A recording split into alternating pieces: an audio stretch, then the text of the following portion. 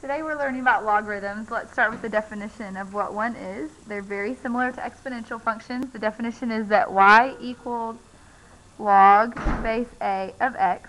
And what that means is I'm saying that x, this part, is really the answer, and that's the answer to if a to the y power. So a to the power of y gives me x. It's kind of circular in that way. Okay, we're going to start with some evaluating kind of the easier stuff and move on from there. So example number 1, I want to evaluate log base 3 of 9 that equals 2. I want to write that as an exponential. So my base is 3. 3 squared equals 9. See how that circles around? That should make sense to you because 3 squared is 9. Let's try another one. If I do example 2. Log base 5 of 125 is 3. The reason? 5 to the third power equals 125. Okay?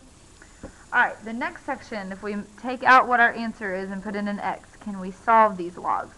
So log base 2 of x, where x equals 32. So log base 2 of 32. What I should be asking here equals the answer. 2 to what power, or 2 to the y, equals 32. Okay, so what power do I put to get to 32? 2 squared, so 2 times 2 would be 4, times 2 would be 8, times 2 would be 16, times 2 would be 32, and I did that 5 times, so my answer is 5. Okay, let's try another one. Example number 4, excuse me. Log base 10 of x, where x is equal to 1 over 100. Okay? Alright, so we have log base 10 of 1 over 100, and I should be asking myself, 10 to what power gives me 1 over 100? Okay, I know it's going to be negative, right, because a negative power makes something a fraction. So I'm going to do, if I do the negative 1, that'd be 1 over 10.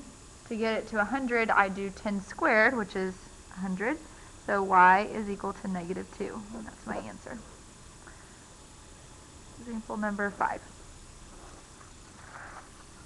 Log base 4 of x, where x equals 2. So log base 4 of 2 equals y. 4 to the y power equals 2. You may be asking yourself, well, how can 4 ever reduce down to 2?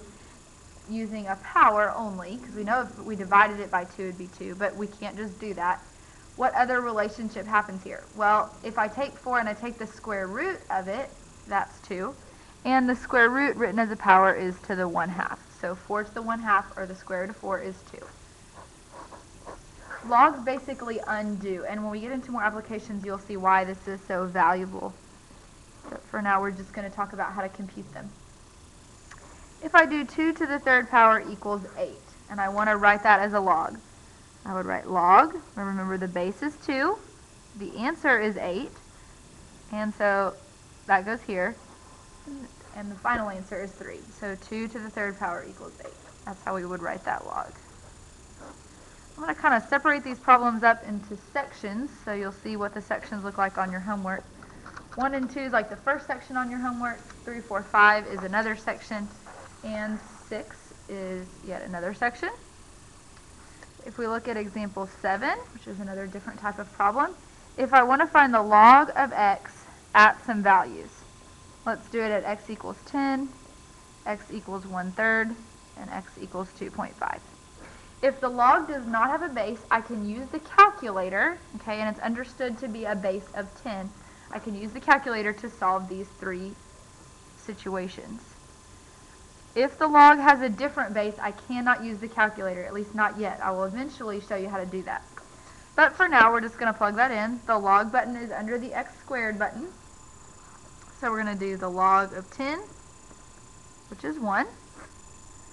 The log of 1/3, be sure the 1/3 is in parentheses, and you should get negative 0.477. And then the log of 2.5. Which is 0.398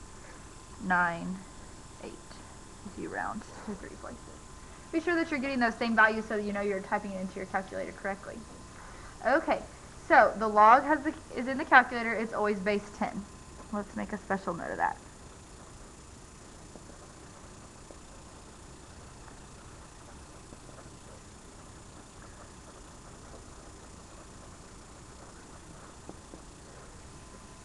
Okay, part B for today is that we need to talk about the properties of logs. And these are special things that help us to solve them. So make a little box here. The first property is that the log base A of 1 is 0.